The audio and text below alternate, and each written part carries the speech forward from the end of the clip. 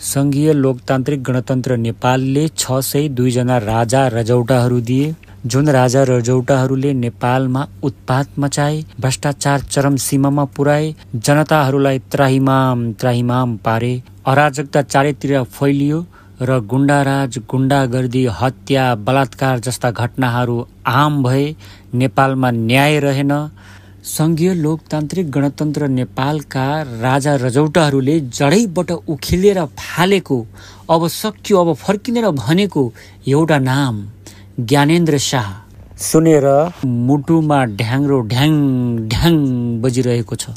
त्यसैले हामी पनि भविष्यको एउटा इतिहास नै हौं। हाम्रो एउटा निर्णयले नेपालको मुहार फेर्न सक्छ। त्यसैले हामीले एक असल व्यक्तिलाई समर्थन गरौं, जसले नेपालको अखण्डता, सम्प्रभुता र हामी नेपालीहरूको स्वाभिमानलाई अन्तर्राष्ट्रिय जगतमा झुक्न नदियोस् र राष्ट्रलाई समृद्ध बनाओस्।